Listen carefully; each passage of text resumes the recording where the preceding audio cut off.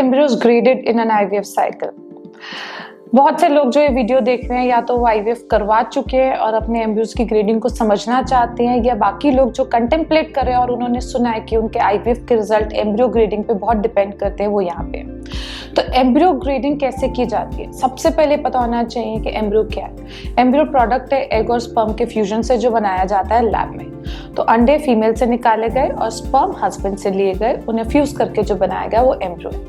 इसकी grading second day onward start की जाती है। सेकेंड डे कैसे? जिस दिन अंडे निकाले गए वो डे 0, उसके बाद डे 1 जब हमने फ्यूजन चेक किया, डे 2 इंक्यूबेटर में या लैब में जो हम बात कर रहे हैं तब से। सो क्लीवेज स्टेज एम्ब्रियोज होते हैं डे 2 डे 3 के एम्ब्रियोज, और ब्लास्टोसिस्ट होता है जो एम्ब्रियो 5वें दिन पे तैयार होता है।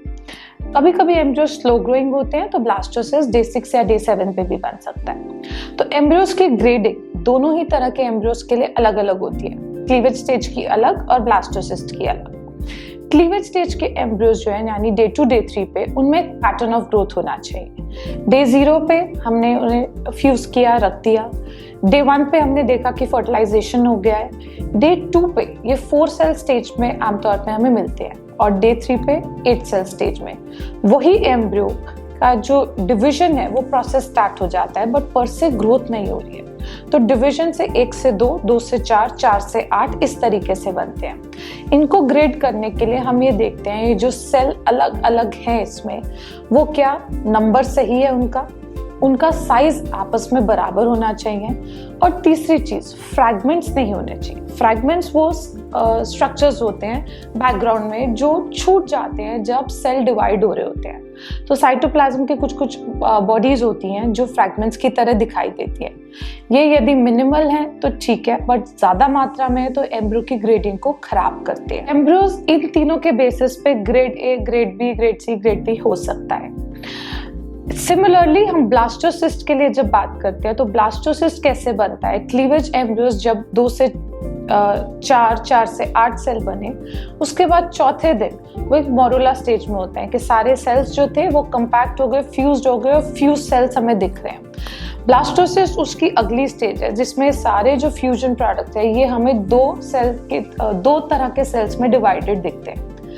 सो ब्लास्टोसिस्ट इसका नेक्स्ट स्टेज है जिसमें सारे फ्यूज मास हमें डिवाइड किया हुआ मिलता है 2 तरह के सेल्स में। एक होते हैं जो बाहर की कवरिंग बनाते हैं जिसे ट्रोफेक्टोडर्म कहते हैं, और एक जो अंदर की तरफ होते हैं उसको हम ICM यानी इनर सेल मास कहते हैं। ट्रोफेक्टोडर्म प्लासेंटा जो बच्चे को ब्लड सप्लाई करने वाला, न्यूट्रिशन सप्लाई करने वाला ऑर्गन होता है प्रेगनेंसी के दौरान, वो बनाता है, और इनर सेल मास बच्चे के सारे ऑर्गन्स के डेवलपमेंट में रोल प्ले करता है। तो ब्लास्टोसिस्ट की ग्रेडिंग उसके साइज के हिसाब से होती है।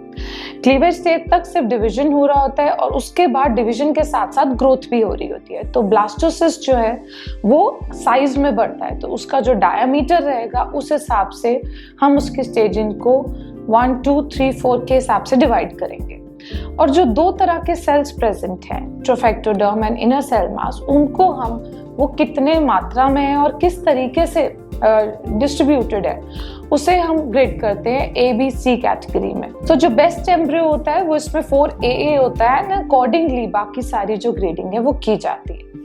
ना ये ग्रेडिंग कैसे डिवाइस होती है? इंटरनेशनली एक कंसेंसस बनाया गया था कि एम्ब्रियोज को इस तरीके से ग्रेड किया जाएगा, पर ये एक सब्जेक्टिव चीज होती है। एम्ब्रियोलॉजिस्ट के एक्सपीरियंस पे निर्भर करता है कि वो एम्ब्रियोज को जब देखते हैं तो ये सारी चीजों को नोट करें और इस क्राइटेरिया के हिसाब से grade A, grade B label करें।